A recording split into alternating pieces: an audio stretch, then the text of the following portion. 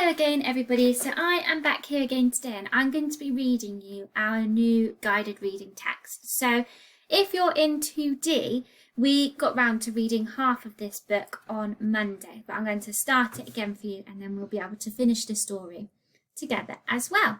So we've already started doing some work around this book already about the front cover and what we can see and any questions that we would like to ask the giraffe. So today we're going to share the story together, and it is a true story about a giraffe who was sent as a gift to the Prince of France from Egypt. And on the front cover we can see Zeraffa Giraffa. Let's find out what happens in the story.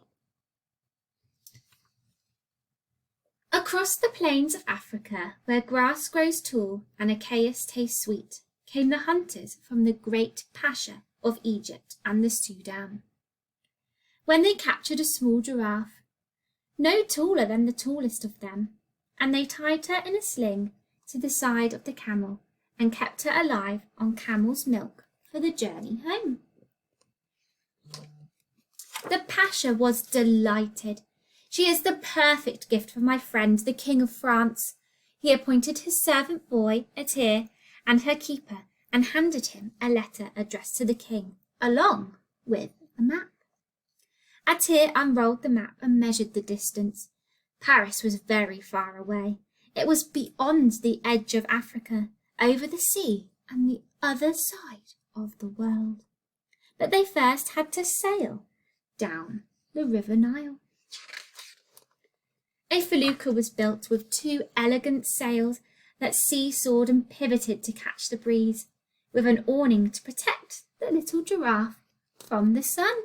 And we can see him here on board with the awning behind him to protect him from the sun. "I'll name you Zeraffa," Atir said, as he hung an amulet around her neck, which is what he holds her by, which we can see here.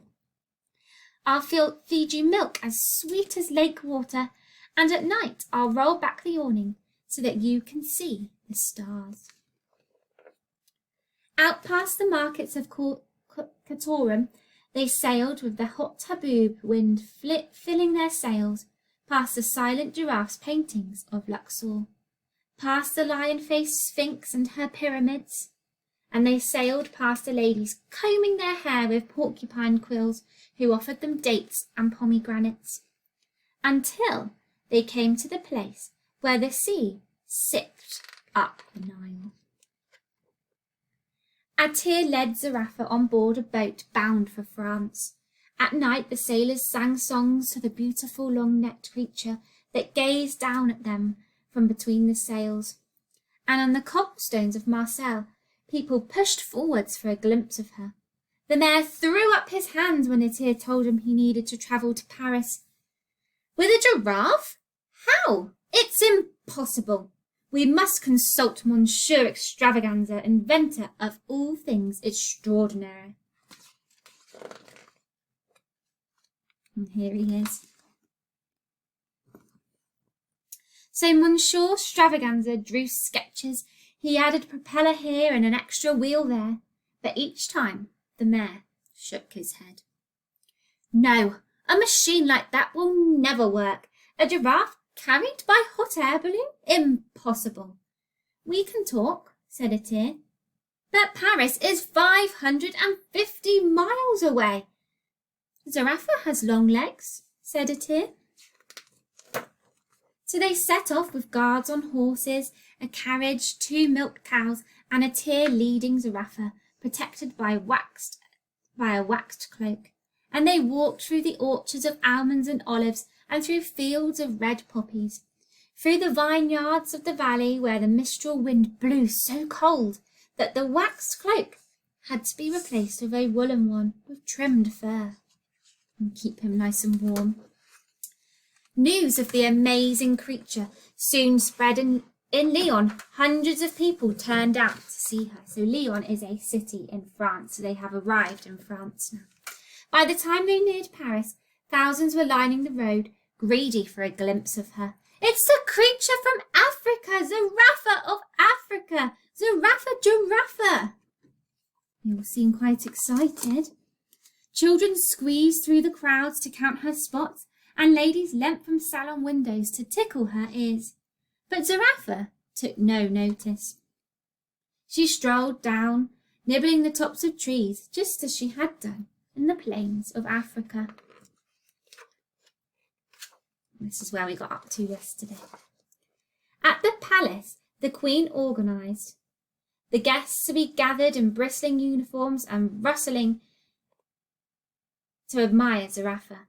"What a handsome creature!" exclaimed the gentlemen. "How sweet she is!" sighed the ladies.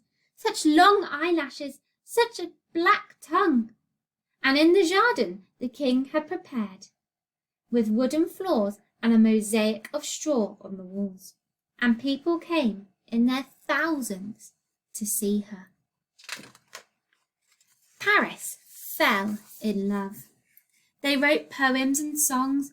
Gardeners clipped giraffe hedges, bakers baked giraffe biscuits, and dogs wore spotted jackets. Men wore tall hats, and girls wore ribbons around their necks.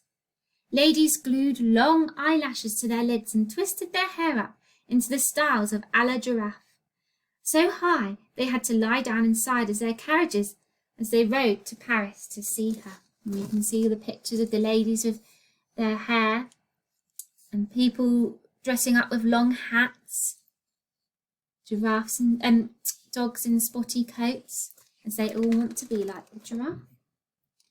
In the evenings after the crowds had left, the king's granddaughter, Louise, slipped secretly into the garden. She climbed the ladder to the platform, where she stood face to face with Zeraffa, and combed her mane and fed her apples. Then she listened as a tear whispered in the giraffe's ear.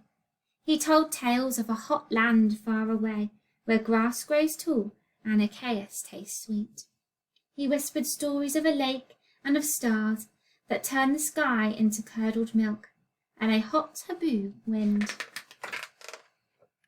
Then they stood in silence and looked out over the lights of Paris, and on those evenings when the air was particularly balmy, all three turned to face south, and on the warm air they felt the kiss of Africa. The end.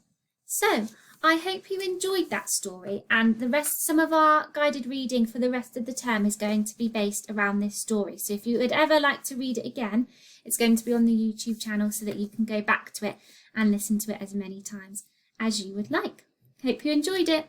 Bye.